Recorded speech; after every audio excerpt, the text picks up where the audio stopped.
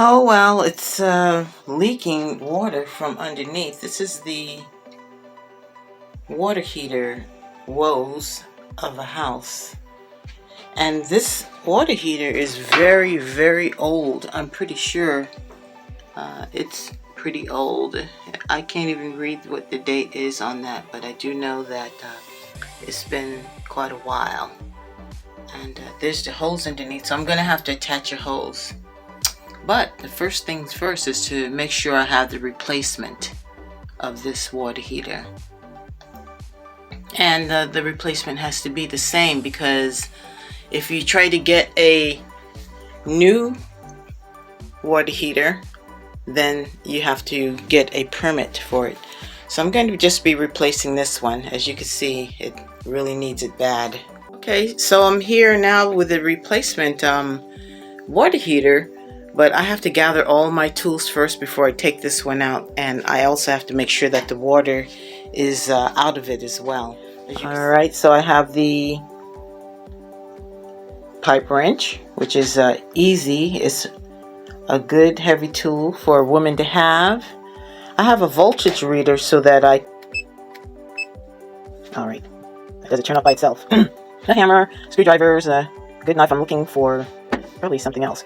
One thing I do know is after you've gotten your tools all together, then the next best thing to do would be to get the hose on and start running out the water, because then you can get yourself set to removing this abomination. Well, I have to tell you that I am not a professional. I don't do this for a living. I have learned through experience and watching YouTubes as well. And I'm just here to show you that you can do this. This is a home repair remedy. So we are remedying a situation, and most women have to do this, especially if you have a home but you don't have any men around that would help, or are not available, or refuse to help, or you can't access anybody to assist you for the day. All of the above. More than likely you will have to do this. This is an emergency repair that has to be done. And one time, I have to tell you, I went to see if I can get it done through a service, a contractor, and I was told that if a contractor did it for you, they would have to get a permit. And in this case, I'm just replacing what I have, so I can do this on my own. The cost for a contractor or a person to help you do this, ladies, would be like $1,600. That's $1,600. And it can go up higher too. So what I managed to do was to buy my own. And in buying my own, I had to, of course, get it in here. In this case, this is a 30-gallon tank that I have. I'm replacing the 30-gallon over there because this is also a 30-gallon. So it has to be like for like. So I'm going to open this box up.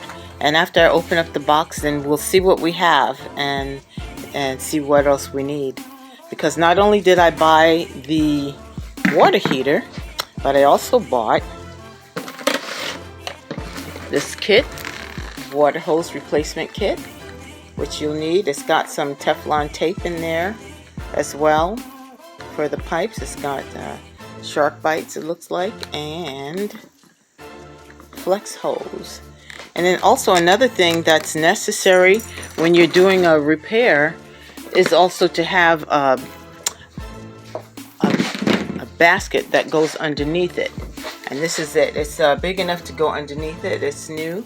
As you could tell, the old one does not have one on there.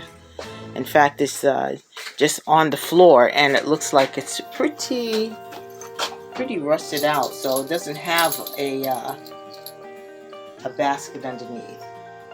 Okay, while the water is draining out of the water heater, the old one that is, it's always a good idea to, while it's doing that, to help it along, it's good to remove those flex lines off of it, the cold water line and the hot water line. And you have to be sure that the water is being drained out. I'd like to give you the step-by-step though. The most important thing is to go outside to make sure that the water is off. You know why? Because there's always going to be water pressurizing the house. So to avoid the mishap of water coming out, it's always a good idea to take the water make sure that the water line is off. I don't know how you do that, but this is mine. It's on the outside of the house. Sometimes it's in the crawl space of the house. Like I said, I'm not a professional. I don't do this all the time. And then as I come inside, there is the line here. And you can see that the water heater line is here. So I'm going to turn it off, and it's usually a 30 amp. It's usually 30 amp. So, you know, without question, I actually turned off both of these. All right. And they are 30 amp watts being turned off. So I am ready to actually start on the most important part, and that is taking out the old water heater. So I'm going to the back of the house. All right, now to make sure of that, after the water heater and the cold and the hot line are done, then it's time to remove the electrical. So the first things first, I have on boots. Ha ha ha. Just because of the fact that I'm dealing with water, I got my boots on. Well, I'm going to take off. Okay, so I'm loosening it up and I can hear the water gurgling. Can you hear it? Maybe not, but I can hear the water gurgling out. I've loosened up the top line first.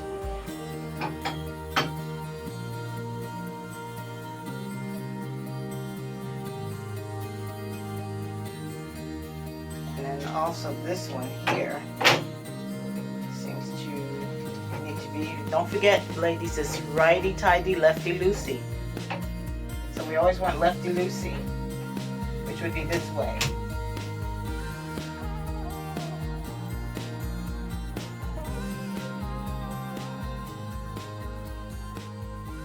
Okay, so now that I have removed all the lines, I've removed the cold water line, the hot water line, and the valve line. The valve that was running from here all the way to here is the release.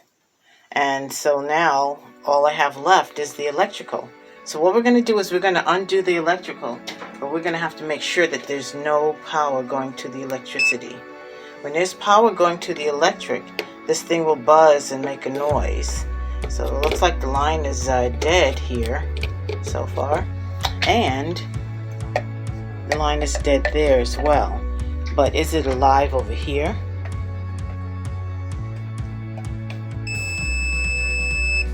You can hear it sound and make a noise from there. So let's see.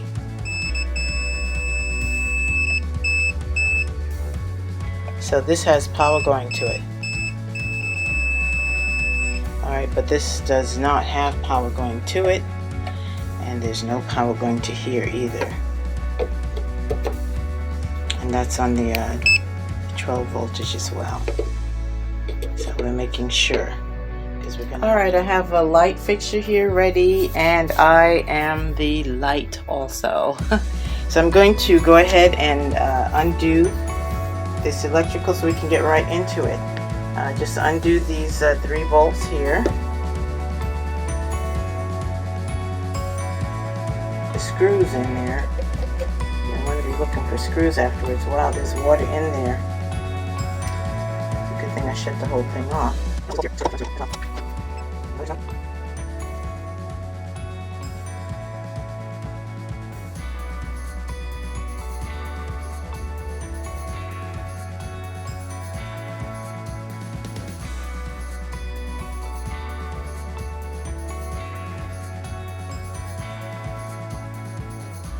Okay, I am now putting in the water heater here. Okay, there are different size caps that you can put on your wiring, especially making sure that all the wiring is comprised together. I'm going to use this one on the red because the red is, you know, the neutral.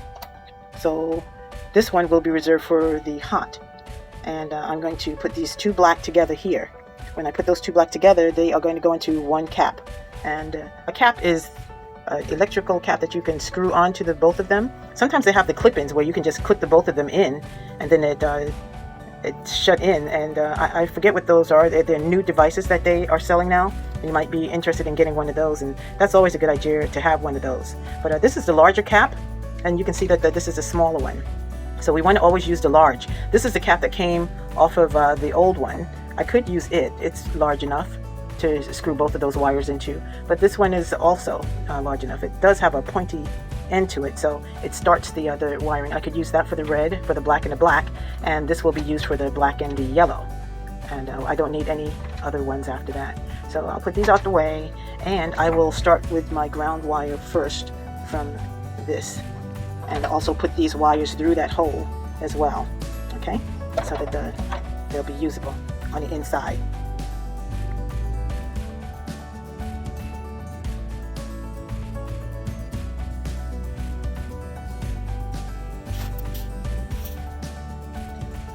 Well, now that I have done the plate, I put the ground on, as you can see. Usually it's good to put the wire on going clockwise or the same direction as you are screwing the screw down. And this was a little thick, but it will do. It is a ground wire. And then I put the wires for the electrical plate through the new plate, because you just need that plate. But I kept the bottom screw so that I can screw this on. So I'm going to screw it together so that you will see how that's done. Alright, so now I'm going to put the plate on, as you can see, so that it's on there, so I can put it back, especially being that we need to have this screwed down. So it's going to take a little bit of handling. You got to handle it. It's got to go back on there, so you can put the plate on the right way.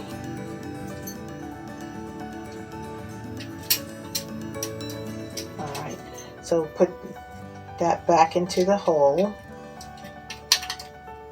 and with your finger holding it down tight, try to attempt getting the screw on to your electrical. It's always good to keep the electrical intact. Okay, so now that I have that screwed on, it's one unit, so you see.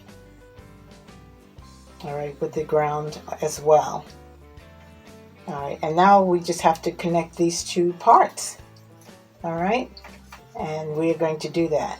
So, with that being said, you have to decide on how you're going to thread this through. You might want to thread it through the piping, so it has a direct route, which is what I've done. I've threaded through the piping, and I'm going to go with the neutral to the neutral, as I had promised to do. Alright, the red is the neutral, and the black to the black is the power. I'm going to hold those together. See, I've got my lines together here, and I'm going to put the yellow on it. Hopefully they both will go in, and then I just begin to screw them together. Now, I could use the one that was on the other older unit, but because there was so much water and rust in there, I decided to use the new one. So keep on screwing it until you feel like these wires are intertwined and touching. You can't help but to touch. And then the same goes for the red. You're going to use the red cap and then put these two together. And I want to make sure that they are together. I can do that. The green is already attached to the device, as you probably have seen that in the picture or in the last video. And leave your green to the green so that the green is attaching itself automatically and also grounding itself as well. If you have any doubts about the wiring, it's always good to go ahead and research the wiring schematics on a water heater. Now, as you probably could see, alright, the wiring has been put together. You have the black of the black and the black and the red, neutral, but you also have the green that's in there as well. So, I'm going to show you in just a second. Alright, see the green here? It's already on the machine itself, the water heater. It's coming out along with the other wiring, and it's grounding itself to itself. You're going to put this back into the water heater, bend it in such a way that they're laying in there and they're all together. Alright, so you have to bend them and then put that plate on so that you can screw it down. Alright, I'm going to do that from here. Alright, see the green here? It's already on the machine itself, the water heater. It's coming out along with the other wiring, and it's grounding itself to itself. You're going to put this back into the water heater, bend it in such a way that they're laying in there and they're all together. Alright, so you have to bend them and then put that plate on so that you can screw it down. Okay, now that the electrical is hooked up as well, what I'm going to do is go outside and turn on the water and open up a faucet. So I'll take you with me to do that. And the reason why we have to make sure to open up the faucet is, once again, we have to fill the water heater up with water, and we have to make sure that a faucet is on, and it has to be on the hot water side that you open up the faucet. So it's always good to do that. It's good to, make sure that if you're going to do that, that the line is clear, and that you're able to make it so that the air will be able to be seen coming out of it. I'm going to go turn on my water right now and start this filling up the tank.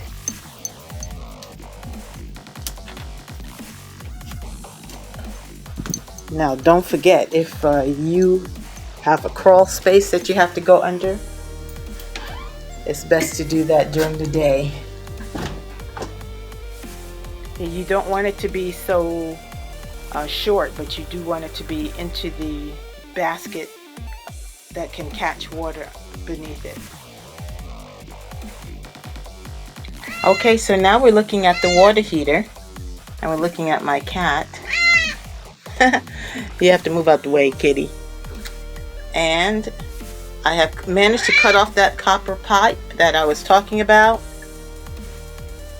so that you can see that it's been cut off very close to the bottom, but enough space so that it starts to fill quickly and not splash all over the floor. And it's by the outer pipe, and it's in the pan. I did manage to actually build a wall around it for insulation purposes, to keep all the heat where it should be by this heater. And it's a ream, remember, it's a ream, so this is a 30-gallon, and everything's buttoned up and the water's running.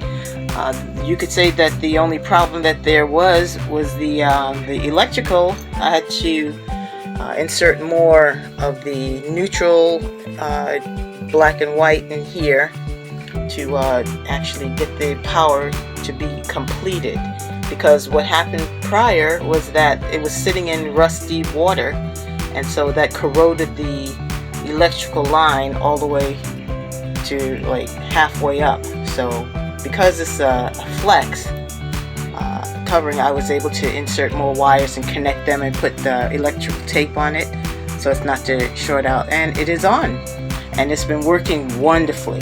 So this is the final result, and this is the completion of the water heater insertion. Thank you for your time.